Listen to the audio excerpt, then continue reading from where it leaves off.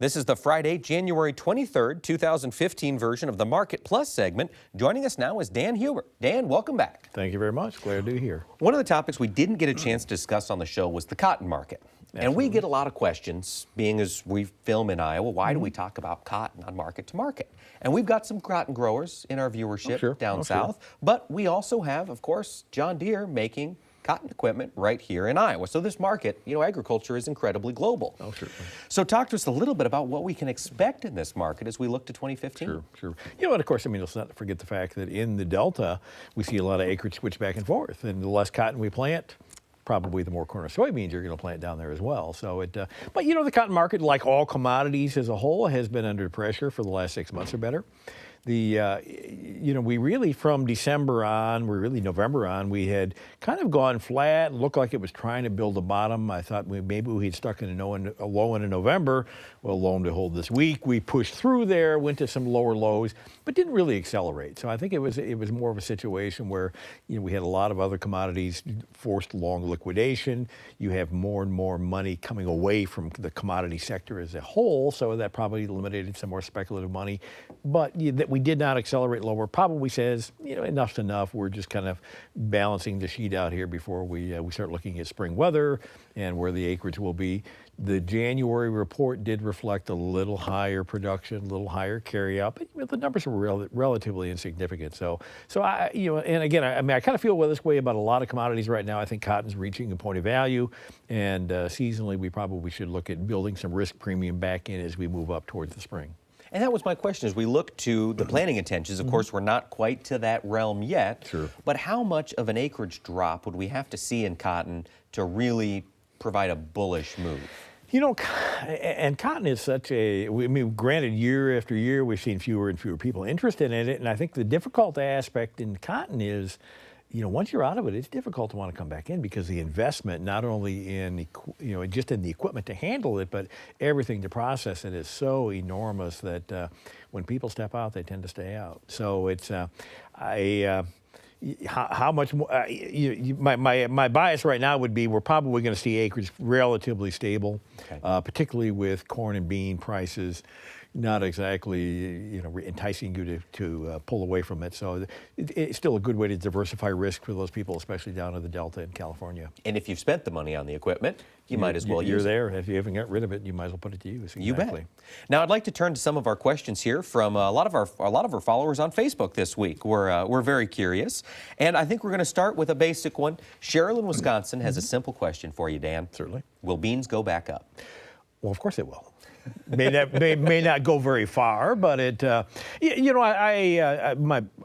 certainly don't have a positive outlook on beans right now. I'm surprised they've held on as well as they have throughout the year, but I think that tide has finally turned. But that said, markets always get oversold. We get ahead of ourselves, and just as I said with the cotton, there'll be very little risk premium in there for the uncertainty of what weather's going to be in the spring. So I think it'll provide bounces in there, but I think beans especially, but this goes across corn, beans, wheat.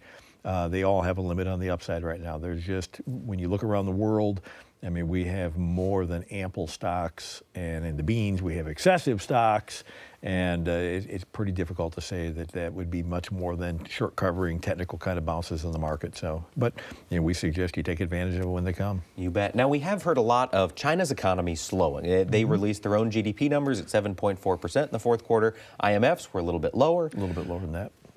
Does the market trade a slowdown in the Chinese economy against the beans? Is that something we'd have to watch, or fairly separate issues? It's a pretty big macro issue there, really. Not that it isn't in the back of traders' minds. I think it probably has a greater impact on other commodity markets. Copper be a great example, possibly in the lumber. Copper really, of course, took a hit with the ideas that China was slowing down. And, there it's back to the, how do we affect the entire commodity sector? It just has less reason for people, and from a speculative standpoint, to come in and own the commodity side of it. So it takes away buy power from the market. Okay. All right. Now I'd like to turn a little bit to look at corn. Sure. And Tim in Crookston, Minnesota is curious, and I don't think he's the only farmer out there with this question. What if you are long big time in old crop corn? Is it time to cash out? I'm not going to I'm not going to say we have a huge upside potential, but I would not cash out after this kind of a breakdown that we've seen. I believe nearby corn should find value in this 360 to 350 range. And I think reasonably good odds that we'll see a turnaround in the month of February. Again, maybe pushing back up even into March as we start talking about crop insurance values, as we start talking about what are the planting intentions going to be. And granted, a lot of competition on old crop corn right now. We have phenomenal export sales today, record for the year, or for this marketing year. We're not quite sure on who was the major buyer on the unknown destinations.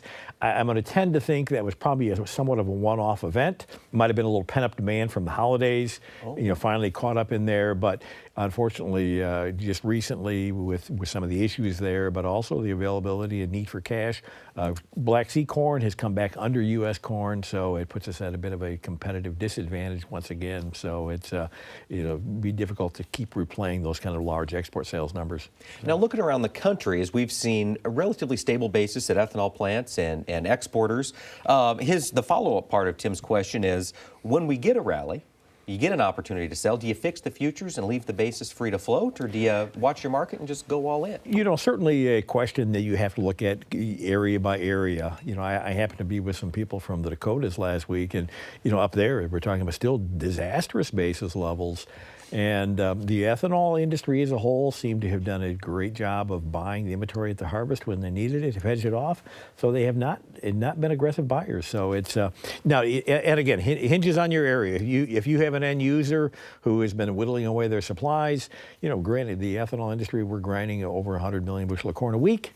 That's they have to replenish that supply. So it's yes, I would, if your basis levels are still wide, I would tend to say you're going to be rewarded, sir. Okay. And you mentioned ethanol, and Phil in Ontario, Canada has a question. Looking at low oil prices and motorists potentially driving more miles, that'd be the economic theory there, therefore increasing gas demand, does that boost ethanol? I mean, could we see that grind continue to grow even with tight margins?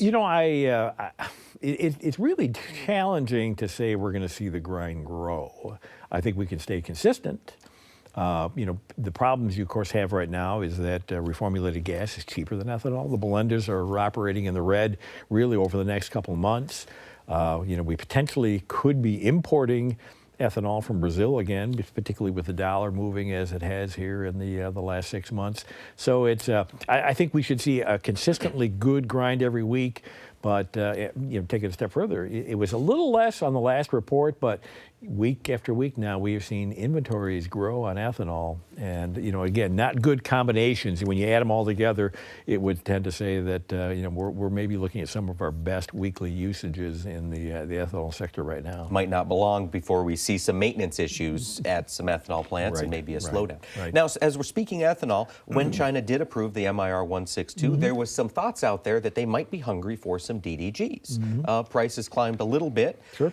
Does that look like it's going to continue? Are they aggressively buying DDGs? Actually have been quite active in the DDG market. So it's and really, up until they made the official ban last year, where DDGs had to be approved as well. I mean, they were very avid and active in that market as well. So yes, I mean, I think they look at that as a good quality feed source that's reasonable.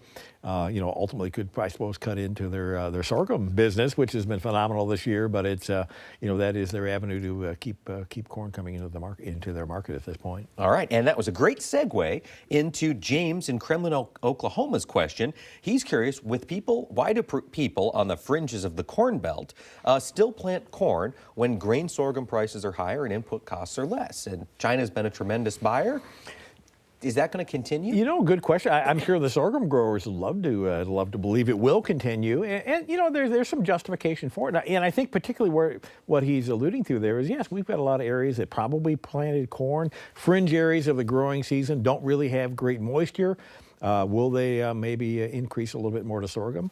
I think the answer on that is yes. I mean, it's a cheaper crop to plant as well. So I think we could see those numbers stay pretty strong. All right. Now, Dan, before we let you go, final question. Certainly. We've seen a huge drop in crude oil prices. Righto. It's got a lot of folks thinking about booking their needs for farm diesel. Righto. What are your thoughts? I guess we have been recommending just doing just that. It is sub $50 crude. I mean, there's no indication yet that we have a bottom in place, but I do have to believe in the next 30 days that will be the circumstance. And the Saudis absolutely took the mindset that the best cure for low prices is low prices. And you've seen it in the world production numbers. A lot of unprofitable or more expensive to operate wells have been slowing down, shuttering, a little less money putting into exploration at this point. Probably quite a few bargain hunters, and I think I had read some articles this week about some people swooping into